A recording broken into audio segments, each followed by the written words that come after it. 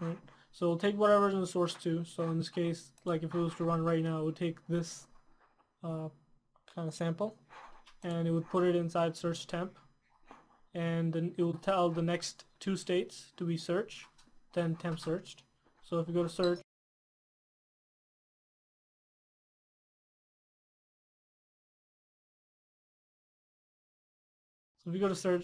it takes the source, which is kind of your main sample, right? Your main image. It takes the search temp, which we set the last time, and it does some algorithms on it in this block. We need to set some parameters using this block and these two values. But like if you open this up,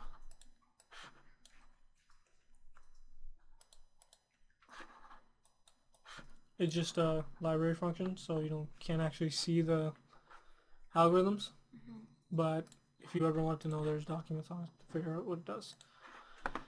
And basically it takes those two images, kind of compares them, finds as many of these as it can in here, matches of this, and then feeds the matches in an array of clusters. So it's just an array of different numbers it found. So if it found 5 matches, this array, the size of this array will be like 4, right? And it also says how many matches were actually found.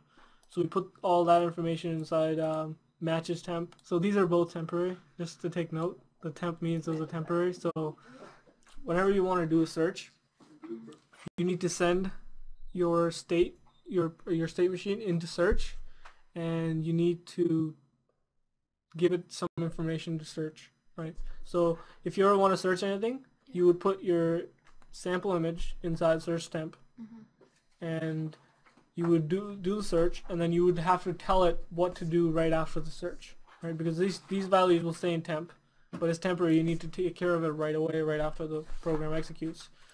So like if you go back to the search temp, it told it to right after it searches, go to temp search to deal with those temporary values. So it goes to temp search. So right after it searches and it finds all those matches, it goes into here. So it takes out all the matches found, right? And it puts them in here. What this does, it draws the actual boxes around it and puts a kind of dead center thing on it. And it puts it into this local variable, which feeds a value back into this indicator. And one more thing it does is that it first of all shows how many matches were found, right? And it also makes that value into a string and concatenates it with this, so that makes the text. So whatever number matches found. And this is a little sub VI that I made. All the sub VI does is it takes the state that is the list of states that are the status that has already been made, and adds this to the very top, right? So when you run it, it just adds another line to the status, and we take care of that out here. So every time the loop runs, the status bar, just like these, get updated. So that is how it does the main search. So it kind of it's a classic example of a state machine. It just goes through a sequence, and you go through it. And then after this, there's no more states left, right? There's no more commands that have been sent over, so we'll go back to here and we'll wait for something to happen. All right. Do you guys have any questions so far? No. All right. So the next thing we're going to talk about is how the find all function works, because it's also searching, but it kind of uses the same framework to achieve a different goal. So the point of this is that you can use the same sort of steps in order to achieve different kind of goals, right? So no matter what you wanted to do, you can still use the same. You can still notice similarities between how everything is done. So it kind of helps debugging and everything, and figuring out how to do something. And even if you were going to hand the code off to somebody else, it would be easier for them to interpret it if they understood the basic concept. This is the find all case. So when the value of this changes, it runs the state, and what the state does, it says that the next 3 states should be read archive, open archive, and search prep. Shouldn't connect to a Sorry? for the find all. No, it's not necessary. We just put it in here so that it makes it easy to track what every button does, because this button is responsible for the state executing. You just don't have to connect to anything. Okay. So the next state would be read archive. So if you go to read archive, all this does is it opens up the source folder, which is specified here, and notice how it's not reading the control, it's reading whatever was in the shifter, right? So this could have changed by some other state could have changed this value here, right? So it's open. This is the shifter's kind of like open to all the other different states to use. So it doesn't use the cluster. It doesn't use the actual control or like a local variable or something. It reads it right outside the shifter, which is kind of important to keep the same framework. It goes inside this folder, and then it searches for everything that has .png in its name, and then everything that it finds. So basically all the PNG files that it finds, it puts it in an array, like their file names, in an array, and puts it inside the archive file name value inside the shifter. So now that value has been stored inside the shifter, so it can be used by anyone else. So the next state is open archive. In here we find out how big this array is. So and we will run this for loop as many times as necessary, depending on how big the array is. So if you only have 2 elements, we only need to open 2 elements. We only need to run this twice. So that's what the for loop is used for here. And then after that, it takes that archive and kind of indexes it, so finds the first value, second value, third value, because we don't want to open the same thing twice. It's just unnecessary. And then it finds the same source folder, opens this folder, and then puts this file name in there. So in this case, it would look something like, desktop, enable my Lego, saved scans, /yellow1.png, and that's the end. That's what this path will look like. And then what we do is we create a new image, and we fill that image with this path here, right? And we name this image according to whatever the name of the actual file name was. It's very important to open this image and stuff because the way images work in LabVIEW, it's not actually a value, it's more like a reference. So it doesn't work the same way as numeric. Like this wire doesn't contain an image, it contains a reference to an image. So even though this array here is called all images temp, it actually contains a bunch of references to images that are saved on the memory, right? So like even in the very starting, like in the initialize loop, this is what runs the first thing, right? See that this is the first thing that runs. We go to create new images, where we create all the images that we're going to be using throughout the program, because the images again are just references. So every time we use a new image, we have to create it. So if we go back to open archive, so what it does, it basically gets the file path, opens it. So it basically just takes all these and opens it and saves it in the memory. That's all it does. And then the next state will be according to this search prep. Goes to search prep.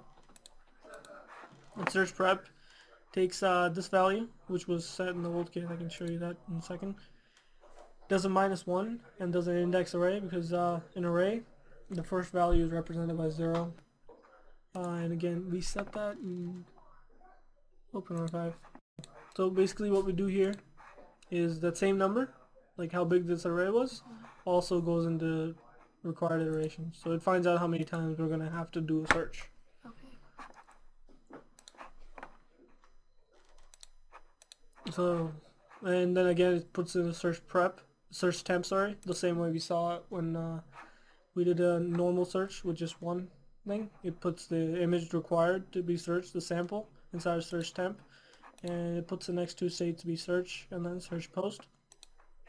So we go to search, exact same thing again, and then it puts it into the temp, search post, takes those values out, it takes the matches, and all this loop does is matches whatever was found, so like the actual matches cluster, and kind of links it to which actual block it refers to. So all it will do is it'll take the search temp. You'll find out what the name of the image is, right? So because if you remember when Open Archive, we named the images required depending on their names, their file names. So it finds out what their name is. So if it's a yellow 3 image, this value will end up being yellow 3. This is the enum of the same type def as the bricks, Yeah. right? So what this will do, this while loop will cycle through every single different kind of brick it can be, and try and match it to the name of the image. And if they match, then you know which image you're using. And if it matches, then this while loop won't run again. It'll return a true. And if it doesn't match, then it'll Run again. yeah, it'll just keep running again and again until it matches. And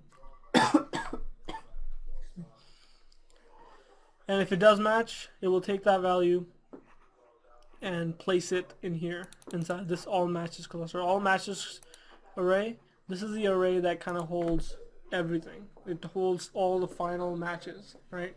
And the values on this correspond to this enum here. So if you were to go like probe this, if you were to probe this or open it inside this shifter here, if in all matches, say the first value, if the first cluster had an array of size of like 4, that means that there were 4 red ones found. See how that works? So it kind of corresponds to what the value in the all matches is, and that's what the job of this while loop is. And then the second thing it does is finds out if we're done, right? If that was all the iterations we need to cycle through.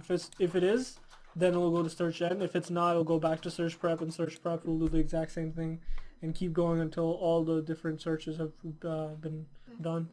And it also does a -1 to the required iterations, because the required iterations is not actually how many iterations you need in total. It's how many iterations you need still. And then after that, it takes the file name and this just makes the status. So all this does, it makes the line, 12 yellow ones matches found. That's all this part does, and feeds it into here, right? And then after this, it's either it goes back to search prep, or it goes to search end. If it was the last one, then in search end. This is a loop that you still need to work on. There was a problem where this wasn't properly plotting the rectangles and so on. It wasn't properly doing it. I haven't actually done it much debugging on why.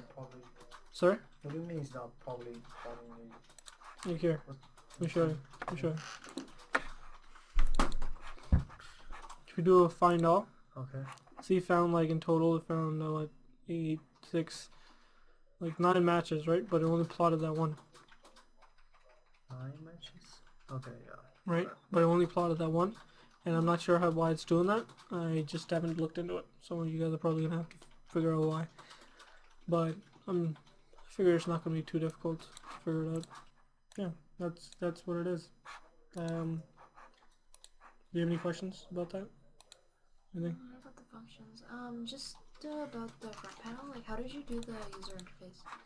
User interface? Yeah. I use system icons and stuff. Most of these are available, like a ring, Okay. It doesn't really like manipulate variables, right? It's just... Yeah, it's not really the same thing as like making variables. Yeah.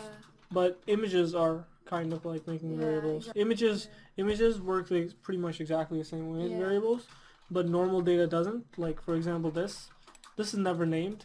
Whatever data is in here is never named. Yeah. But it just, the way you pass it through makes it end up being representing something. Yeah. So you don't really, it's not the same thing as variables, except images are exactly like variables. Yeah, that's about it.